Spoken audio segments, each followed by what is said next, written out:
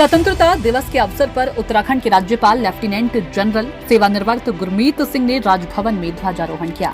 इस मौके पर उन्होंने देश एवं प्रदेशवासियों को स्वतंत्रता दिवस की शुभकामनाएं दी। राज्यपाल ने कहा कि देश को अमृत काल में कैसे आगे बढ़ाना है और सभी लोग मिलजुल कर देश की एकता और अखंडता के लिए कैसे काम करें, इसके लिए सभी को संकल्प लेना चाहिए। राज्यपाल ने कहा कि प्रत्येक उत्तराखंडी का रीजन साफ है और वह देश की तरक्की में योगदान दे रहा है। राज्यपाल ने कहा कि उत्तराखंड सैनिक बाहुल्य है और देश की सेना में 20% उत्तराखंडी सहमत हैं। उन्होंने सभी सैनिकों को आज ही के दिन नमन किया है।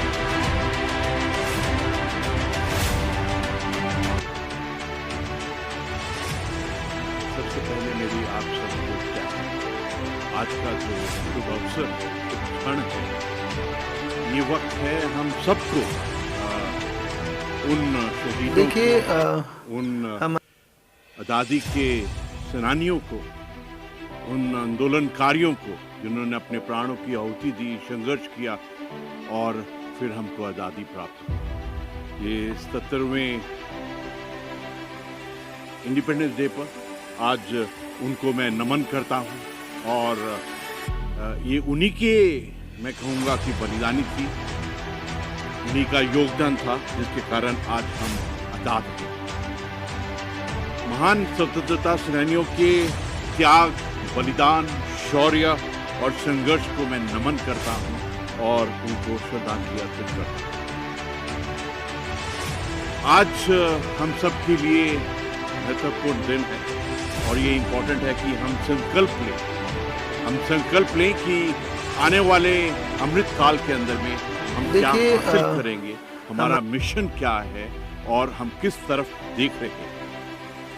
हमारे संकल्प, हमारे लक्ष्य बिल्कुल क्रिस्टल क्लियर होने चाहिए और एक बात पक्का है कि हमारे दिमाग में हर भारतीय, हर उत्तराखंडी के दिमाग के अंदर में एक मकसद, एक लक्ष्य बन गया है कि हम विकसित भारत, आत्मनिर्भर भारत, गुलामी की मानसिकता से मुक्त भारत, स्वाधीन और गौरवशाली भारत, विश्व गुरु भारत और हमारे सभ्यता, संस्कृति, ज्ञान, विज्ञान, कौशल संपन्न भारत के बारे में हम सबका संकल्प क्लियर है।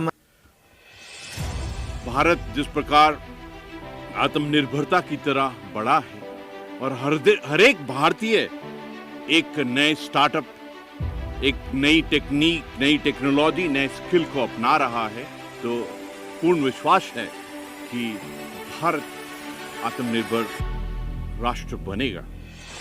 हमने देखा है कि हमारे सामने बैंकिंग की नई क्रांति आई, फाइनेंस, इकोनॉमी, अर्थव्यवस्था के क्षेत्र में एक बिल्कुल नया परिवर्तन आया है। हमने ऑन ग्राउंड जमीन में देखा है कि किस प्रकार हमारे गांवों में माइक्रो फाइनेंस की डायरेक्ट ट्रांसफर टू बैंक और डिजिटल ट्रांजैक्शन ने एक क्रांति, एक बिल्कुल अलग ही वातावरण पैदा किया।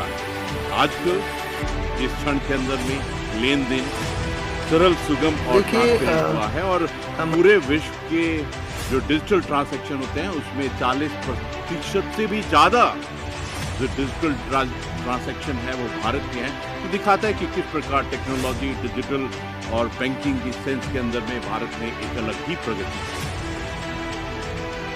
भारत ने जो मेक इन इंडिया, हमारा भारत का जो सपना है वो सच में बदल रहा है।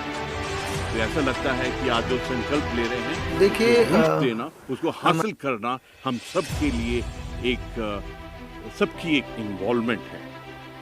आज के दिन जब हम बात कर रहे हैं तो भारत का जो गर्व, जो चंद्रयान 3 है, वह हमारे आत्म गौरव को, हमारे स्पेस टेक्नोलॉजी को दर्शाता है कि किस प्रकार हमारे भारत ने स्पेस और सैटेलाइट के इलाके के अंदर में एक अलग ही तरक्की की है।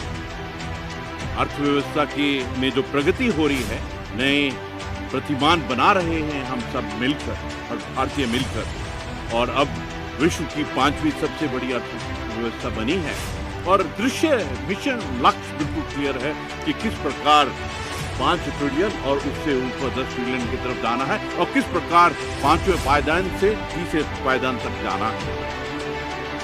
मुझे ऐसा लगता है कि जो देखिए, पूरे विश्व का वातावरण है, जो इकोसिस्टम है वो बदल रहा है और उसके अंदर में भारत का विश्व गुरु बनना पक्का है।